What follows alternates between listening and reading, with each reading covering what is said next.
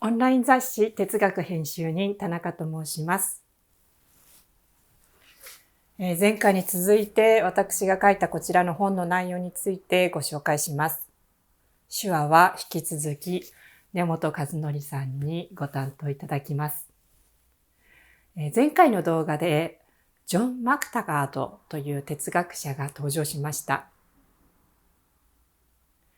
彼が考える時間概念の中に潜む矛盾について説明しましたが、いかがだったでしょうか。頭の中が少しねじれるような感覚があったかと思います。今回はマクタガードの時間論全体を手話の空間を使って深められるか検証してみましょう。議論の中で隠れた前提を明らかにしてみたいと思います。認知言語学者のホコニエは、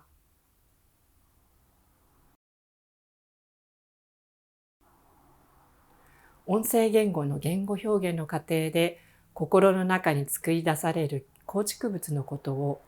メンタルスペースと名付けました。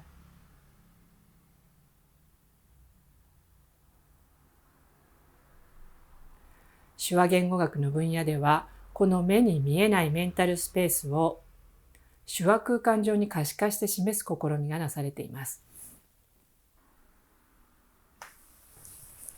音声言語では心の中で思い浮かぶ空間は外から見えないのですが、手話だと目の前の空間に提示されることが多いのが特徴です。本書では代表的な2つのメンタルスペースを紹介しています。1つ目が長観視点空間。そして2つ目が等身大視点空間です。長観視点空間は事物や概念、地図などを付置する空間。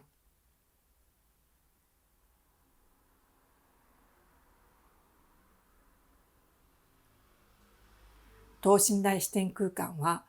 話者が環境に没入して体験を再現する空間です。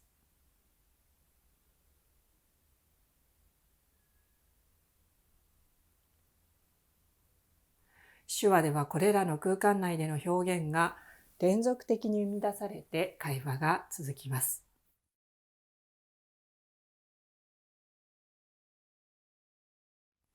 これらの2つの空間の中にマクタガードの時間論の議論を再配置して検証してみましょう。まず A 系列の話です。記号の列として仮に O、P、Q の列があるとします。A 系列の現在、過去、未来の区別は手話空間ではこのように配置できます。記号の列は C 系列と言います。現在、過去、未来を区別するのが A 系列です。C 系列と A 系列を足すと時間が生まれるとマクタガードは言います。ここで時間に動きが生じることになります。さらに何か出来事が生じた際に前後の関係が判断できるようになり、この前後関係の区別を B 系列と言います。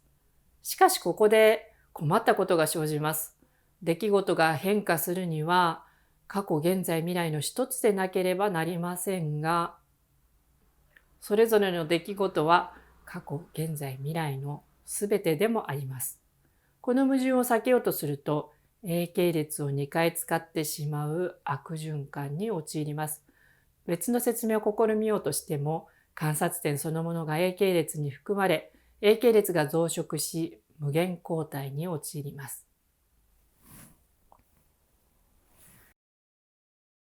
時間の大事な区別である A 系列に矛盾があることから、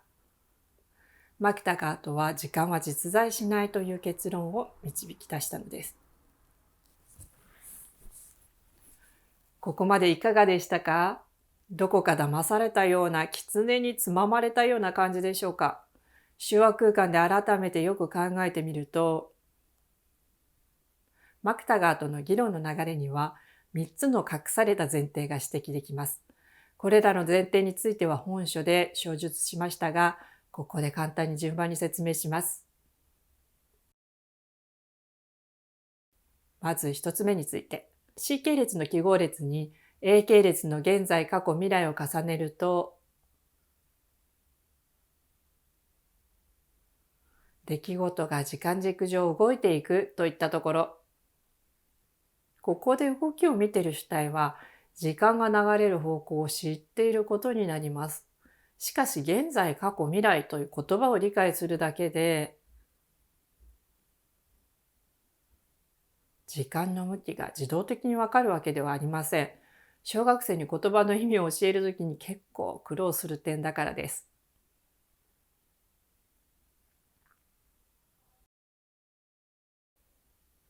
次に二つ目について。C 系列と A 系列を足すと時間が生まれるとマクダカーとは言いますが、これを手話空間で見るととても特殊な状況のような感じがします。神様と同じように出来事がこれから現実化していく様子を眺めることができる主体が想定されていることがわかります。最後の3つ目について、C 系列に A 系列が足されて時間が生じ、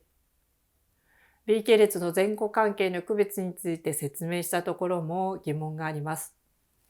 B 系列は未来の出来事も過去の出来事も前後関係を区別できるとあります。しかし手話では例えば過去の第二次世界大戦と第一次世界大戦の前後関係は第一が前、第二が後とこのように説明ができます。これは長間視点空間による説明です。もう一つの等身大視点空間でもこんな風に過去の出来事を説明可能です。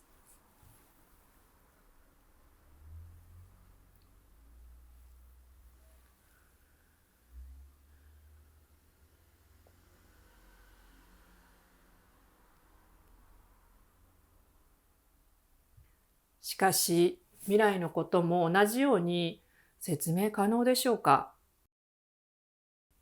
例えば、性別の異なる双子を妊娠中の女性が、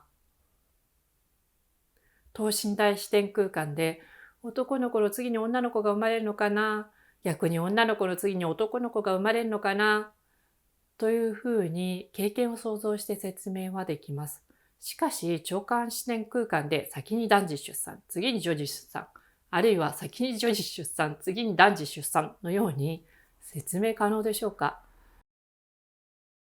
どこか未来を見通せる人の発言の感じがします。こう言えるには特殊な予知能力が必要です。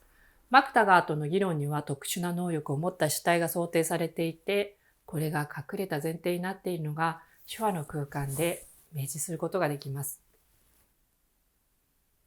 これまで見てきたように、マクタガーとの言う A 系列の矛盾は、特殊な能力を持つ主体が前提になっていることが分かりました。音声言語の場合は、視点変換や空間イメージが言語形式から失われやすく、文法としてもあまり組み入れられていません。このことが時間の謎を謎として深めているのかもしれません。手話の空間を使うと、哲学の謎の正体が明らかにできるのかもしれないと考えます。私がこの本の中で提示したのはほんの一例なんですが、今後手話を使った哲学の問題の再検討が進んでいくことを願っております。また本書では3部構成のうち第3部で出産を体験する人の観点からマクタガートの考え方について検討をしています。手話の観点同様、出産の観点はこれまで哲学の議論の中で積極的に用いられることがなかったものです。ご興味がある方はぜひお読みいただけたら幸いです。ご視聴いただいてありがとうございました。